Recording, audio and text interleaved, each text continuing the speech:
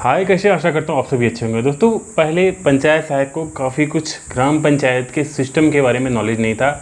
आज कई ट्रेनिंग, कई मीटिंग और ढेर सारी अगल बगल की जानकारियों से आज आपके पास काफ़ी नॉलेज हो चुका है। ऐसे में भी अगर कभी कुछ प्रॉब्लम्स या इस तरह की नोटिस आती है आपके ज़िम्मे, तो क्या करना होगा, किस तरह से करना होगा, या फिर आप काम करते हैं तो इसके साक्ष्य किस तरह से रखने हैं, इन सब पॉइंट पे छोटी छोटी बात करते हैं। पहले लेटर देख लेते हैं।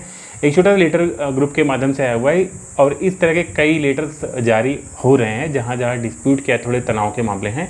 तो ऐसे में अगर तनाव के मामलों में इस तरह के लेटर आते हैं तो वहाँ पे क्या करना होगा उसकी थोड़ी सी बात कर ले। तो यहाँ पे ग्राम पंचायत, यहाँ पे सब लेटर आप देख सकते हैं। यहाँ पे लेटर जो है जिला पंचायत राज के सीतापुर का एक लेटर है ये, और सहायक विकास अधिकारी द्वारा भेजा गया है डीपीआरओ को लेटर। इस लेटर में साफ साफ कहा गया है कि ग्राम पंचायत उस्तरी का निरीक्षण किया गया, जिसमें निरीक्षण के समय में पंचायत सहायक जो भी है वो उपस्थित नहीं रहे, और गांव के लोगों से जब पूछा गया तो लोगों ने बताया कि वो रेगुलर पढ़ाई कर रही हैं और किसी अन्य व्यवसाय से जुड़ी हैं, वो उनसे ग्राम पंचायत से कोई वास्ता नहीं है।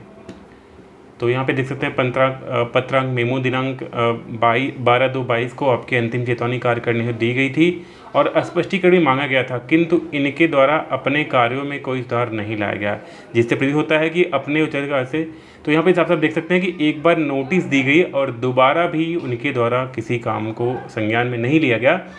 तो यहाँ पे फिर से देख सकते हैं कि अतः कुमारी नेहा वर्मा को पंचायत सहायक अपने उच्च अधिकारी के आदेशों का अवहेलना करने, मनमानी ढंग से कार्य करने व समय से कार्य न करने के दोषी मानते हुए इनके अनुबंध पद को निष्कर जा रहे नए पंचायत सहायक की नियुक्ति करने की बात यहाँ पे साफ साफ आई है। दोस्तों देख लें, यहाँ पे इस तरह के अगर कहीं पे नोटिस आती है और इस तरह की कहीं पे रिपोर्ट आती है तो फिर अनुबंध को निरस्त करने की बात यहाँ पे कही गई है, अन्यथा अनुबंध निरस्त कोई किसी का नहीं कर सकता है। अब आइए बात करते हैं दूसरे लेटर की। सिसौना विकासखंड नतौना सहारनपुर का एक लेटर है। नाम मैं यहाँ पे विजिबल नहीं करता हूँ, नाम को मैं हाइड करता हूँ। फिर भी आप यहाँ पे बात को देख लें कि आपको जूम ऐप के माध्यम से, बीसी के माध्यम से अपने नियुक्ति ग्राम पंचायत प्रत्येक परिवार का सर्वे करने के लिए आदेशित किया गया था।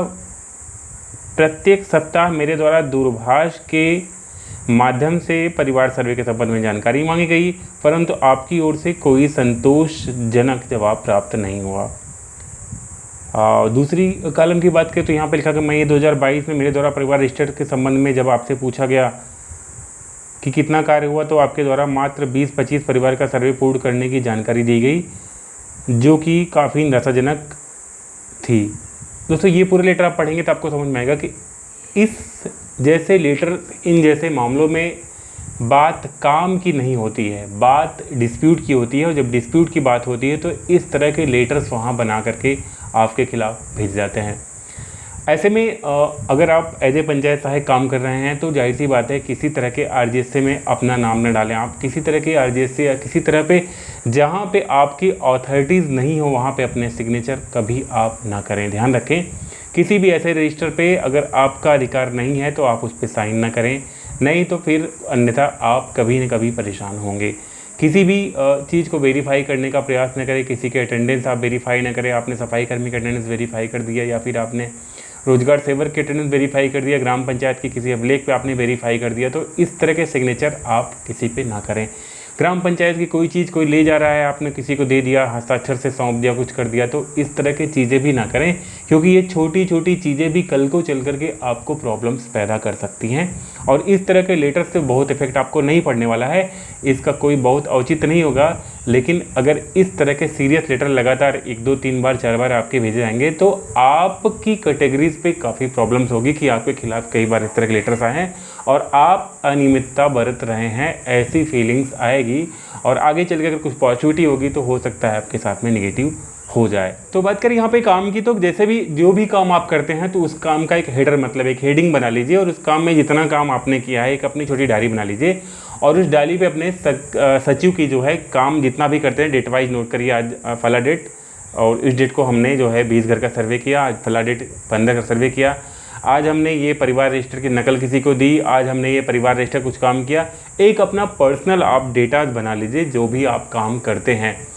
और अटेंडेंस के साथ साथ में काम के भी डेटा बना लीजिए, जिससे आपको कल को फिर से रिन्यूअल करने में प्रॉब्लम्स नहीं आए, क्योंकि ये समय जैसे नज़दीक आता जा रहा है। और अगर कल को आपसे काम का फीडबैक मांगा गया, किसी ने आपसे पूछ लिया कि आपने क्या काम किए हैं, तो जाहिर सी बात है उस समय आपके दिमाग में काम नहीं आएंगे और आप भूल भी जाएंगे। अगर आपको सैलरीज आ रही है, मिल रही है और आप चाहते हैं कि फिर से रिन्यूअल हो जाए, फिर से काम करना है, तो जाहिर सी बात है इस तरह के डेटा आप छोटे मोटे डेटाज बना के रखे रहेंगे।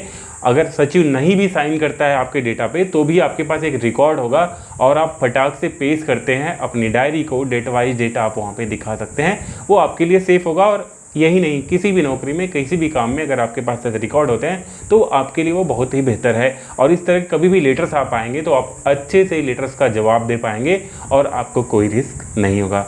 तो आई होप एक छोटी सी जानकारी आपके काम की होगी। वीडियो अच्छे लाइक करेगा, चैनल को सब्सक्राइब जरूर करेगा।